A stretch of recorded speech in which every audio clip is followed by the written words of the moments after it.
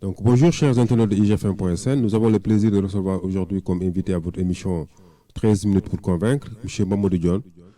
M. Mamadou Dione, il est expert en gouvernance publique, décentralisation et développement local. Il a été également conseiller technique du ministère des collectivités territoriales à plusieurs reprises. Il est aujourd'hui directeur à l'ADL, Agence de développement local. Il a eu à gérer la ville de Ziguinchor en tant que secrétaire général. Et aujourd'hui, il est le coordonnateur national des cadres de l'Union centriste du Sénégal de M. Abdoulaye Baldé. Aujourd'hui aussi, il est également candidat à la mairie de Sam Notaire. Bonjour, M. Dione. Bonjour, M. Fall. Alors, M. Dione, est-ce que la présentation elle est exhaustive? Oui, permettez-moi d'abord de saluer nos amis internautes qui nous suivent. Oui, je pense que la présentation est à l'essentiel. Alors, donc j'ai donc en face de moi un expert en gouvernance publique, décentralisation et développement local. Et vous êtes candidat à la mairie de Sam Notaire. Alors, la question qui coule de source, pourquoi êtes-vous candidat?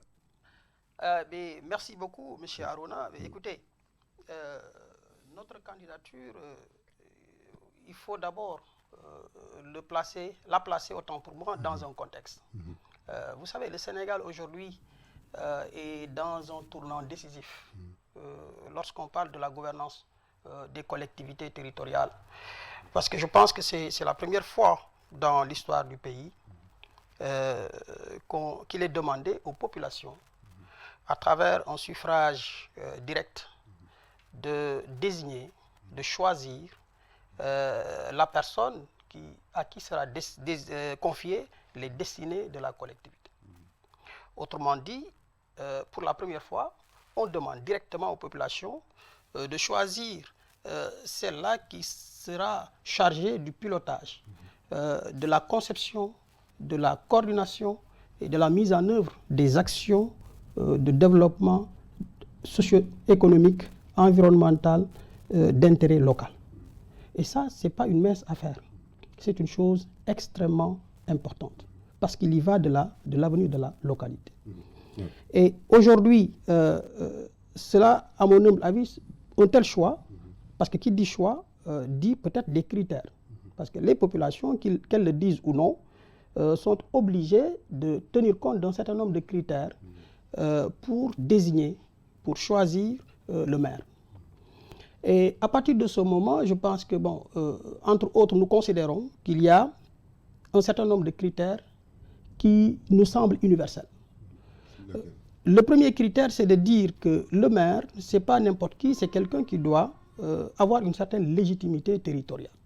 Lorsqu'on parle de légitimité territoriale, c'est que c'est un maire qui doit connaître la localité.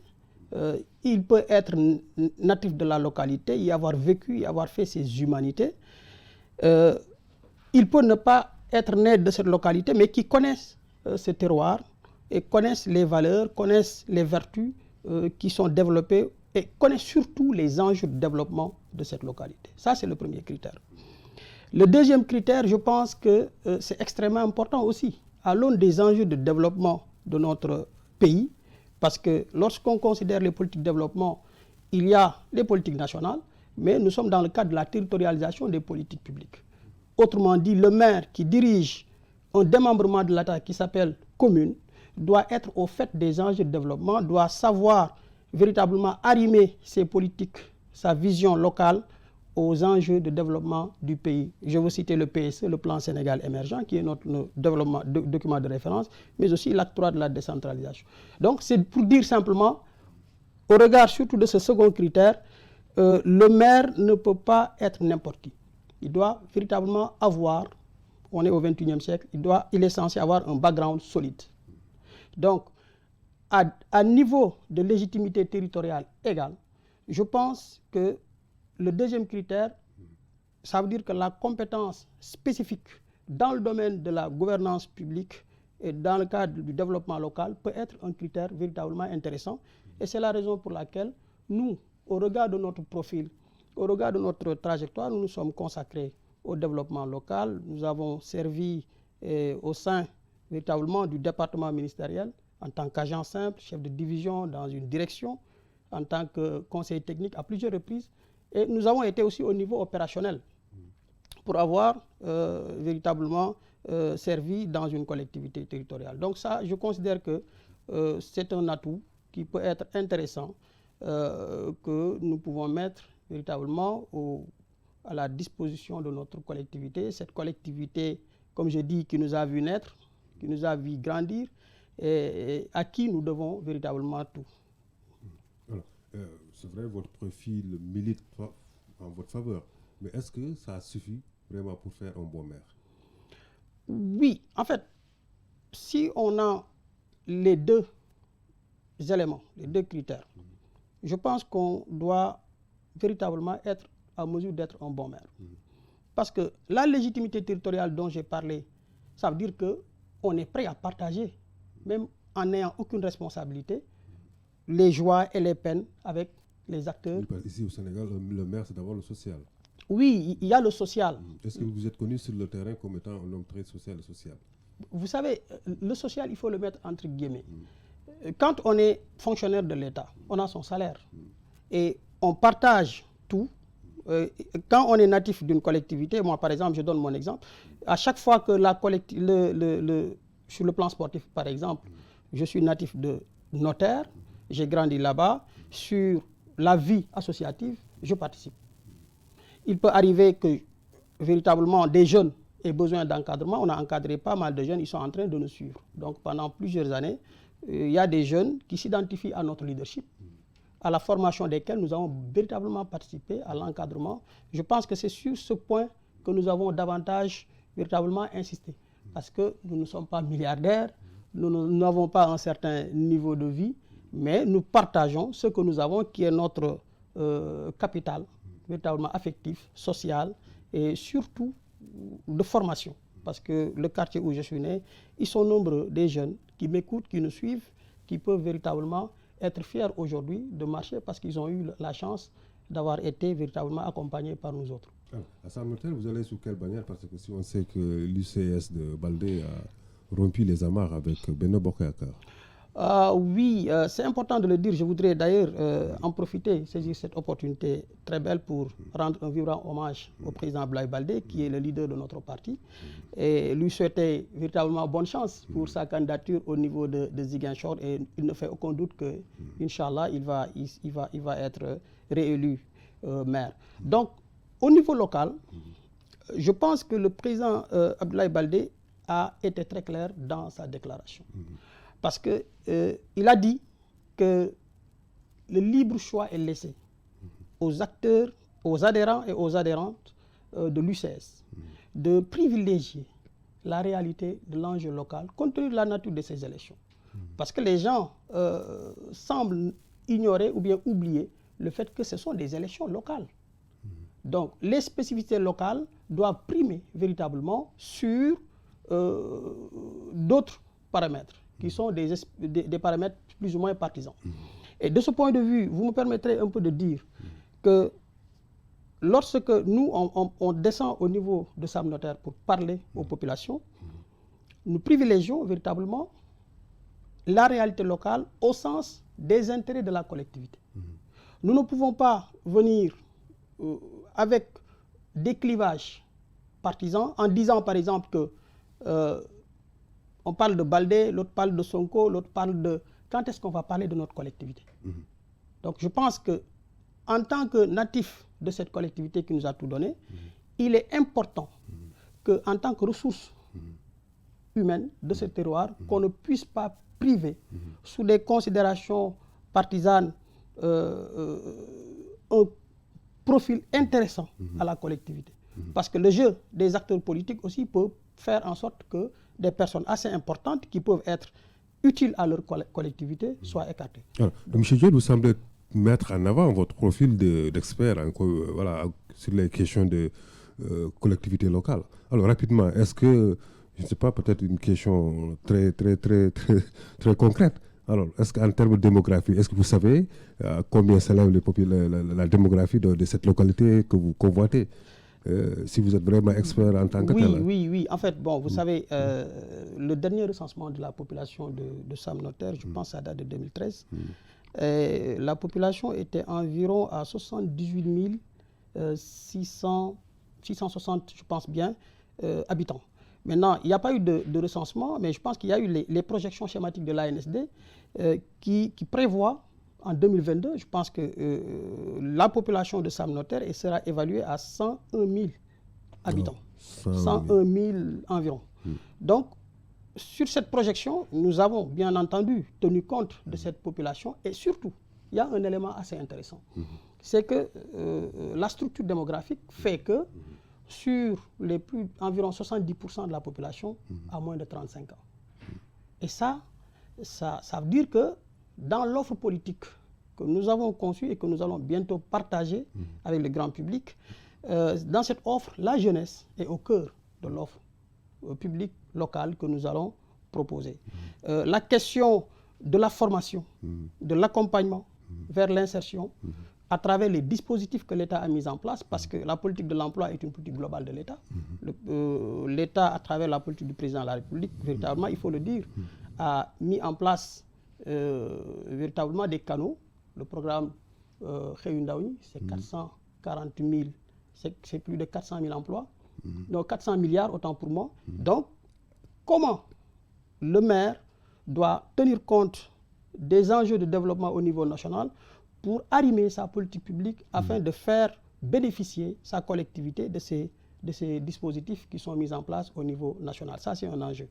L'autre particularité de notre offre, c'est que nous allons travailler à avoir une maîtrise de l'information territoriale. Vous savez, en matière de gouvernance publique, avant de prendre une décision, il faut que cette décision soit basée sur une information maîtrisée. Vous demandez à un maire, il y a combien de jeunes demandeurs d'emploi recensés dans sa collectivité, combien de diplômés. Cette information-là, elle n'est pas maîtrisée.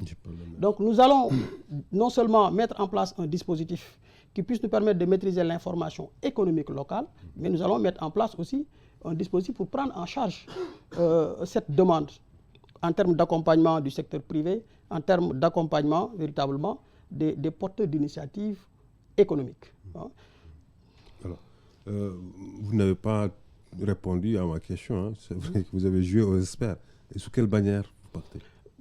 Écoutez, je pars sous la bannière de l'Union centriste du Sénégal. Okay. Pourquoi?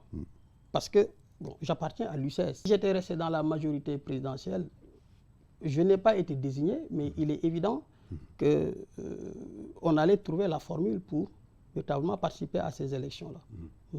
Alors, en tant qu'expert en gouvernance locale, globalement, quelle appréciation faites-vous de la gouvernance vraiment de nos collectivités territoriales?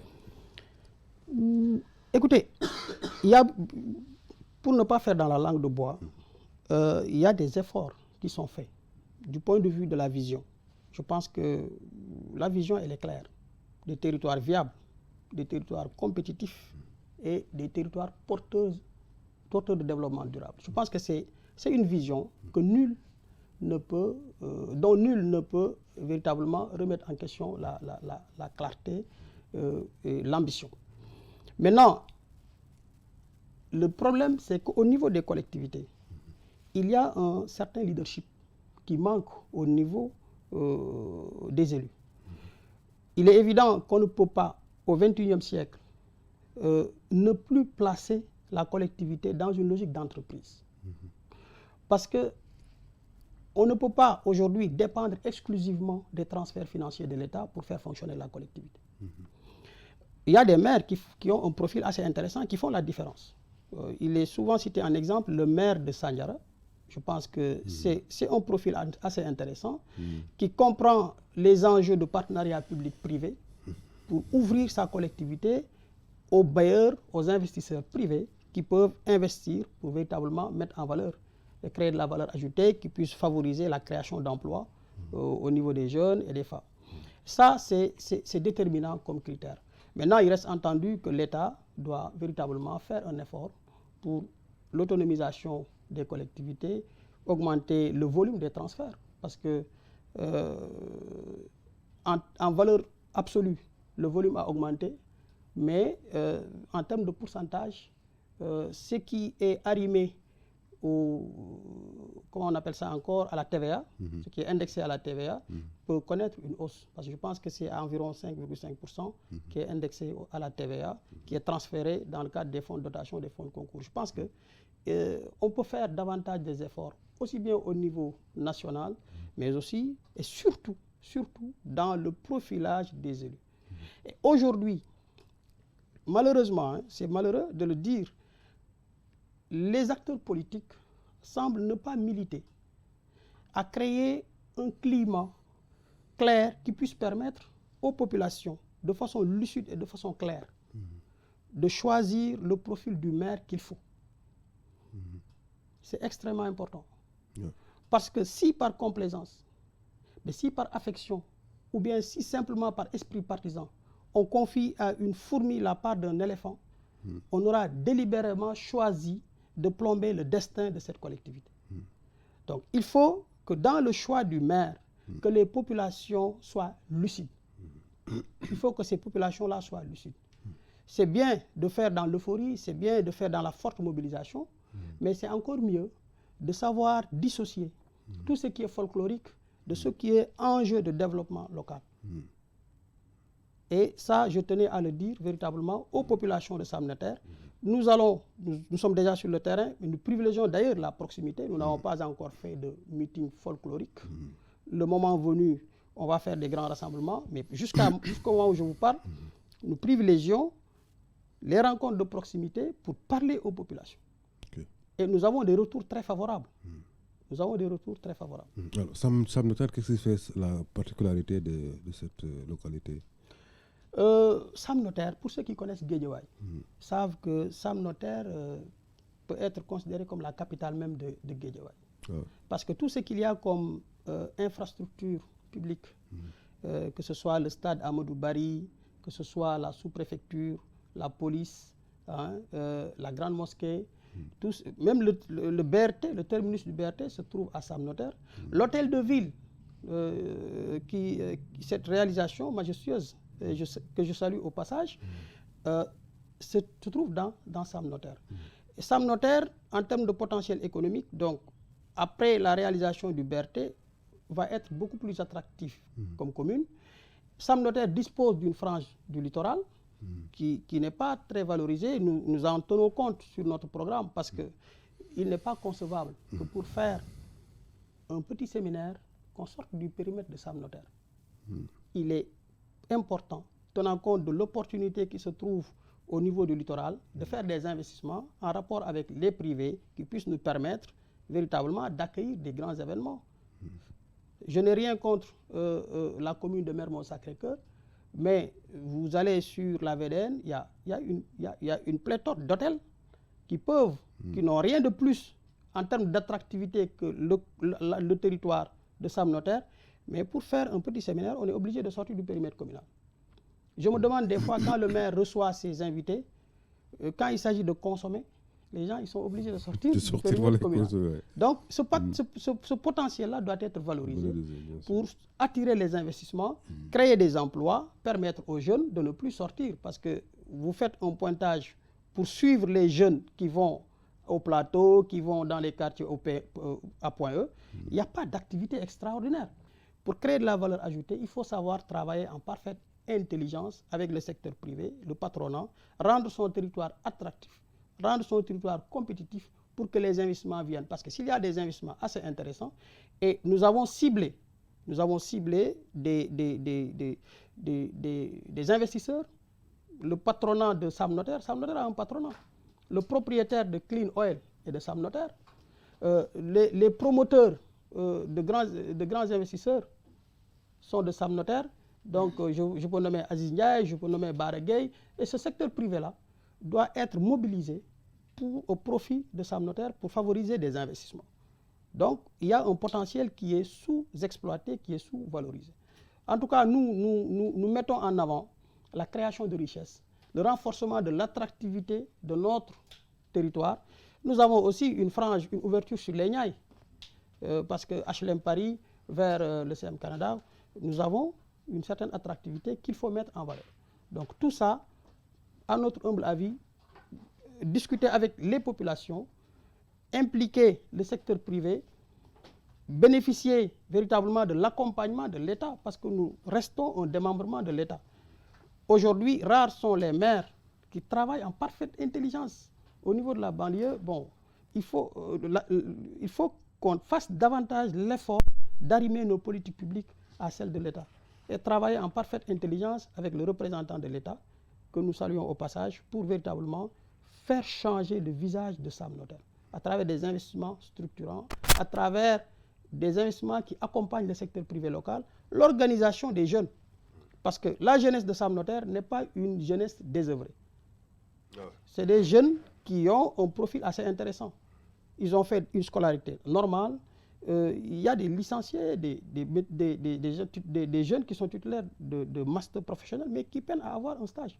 Donc il faudrait recenser tout cela, faire des partenariats avec les entreprises, essayer de les attirer dans le périmètre communal, offrir des opportunités d'investissement pour véritablement changer le visage. Je pense que ça, c'est un facteur notable. Insister aussi sur la connectivité. Parce que le préalable, c'est qu'il faut qu'il y ait des espaces de connexion gratuits, créés par la commune, pour permettre aux jeunes et pour permettre aux femmes, véritablement, d'être offertes de ce qui se passe un peu partout. Écoutez, vous savez, qui connaît Sam Notaire, pour y avoir vécu, c'est que la commune n'a pas connu des changements véritables qui puissent avoir un impact positif sur le vécu des populations. Moi, je vais donner un exemple. Vous savez, quand j'étais au collège, je pense que c'était dans les années 90, ma maman, elle vendait au marché Sam, qui est le principal marché de Sam Notaire. Moi, j'attendais à la descente, je l'attendais sur son étable pour qu'elle aille faire véritablement mundugu, quoi, comme on dit en Wolof, pour me remettre ça, mais j'amène ça à la maison. Mais le temps que je l'attendais, moi, je voyais ce marché-là. Mais aujourd'hui, si je retourne, quand je suis retourné dans ce marché-là, il n'y a pas eu de grand changement. Le marché est resté quasiment le même dans les années 90 à 2021. Aujourd'hui, on est au 21e siècle. Et c'est l'espace public de référence de l'économie locale, cet établissement marchand. Les commerçants, les marchands de Sam Notaire ont droit à des chaînes de froid dignes de ce nom. Ils ont droit à des investissements parce que c'est le secteur privé local qui doit véritablement les accompagner en rapport avec la municipalité, véritablement, pour transformer ce marché, pour qu'il soit un marché attractif, qui puisse permettre aux populations et aux usagers, aux commerçants, véritablement, d'avoir un établissement marchand à la dimension de Sam Notaire. Mais on ne peut pas, ça c'est un exemple que nous avons donné. L'autre chose, c'est de considérer effectivement que les jeunes de Sam Notaire, ils ont un profil assez intéressant. Un maire doit avoir une base de données. Parce que Sam Notaire, ce n'est pas grand. On doit avoir une base de données qui puisse permettre d'avoir et de suivre les jeunes diplômés. En un clic, le maire doit savoir le profil des jeunes qui sont dans sa commune.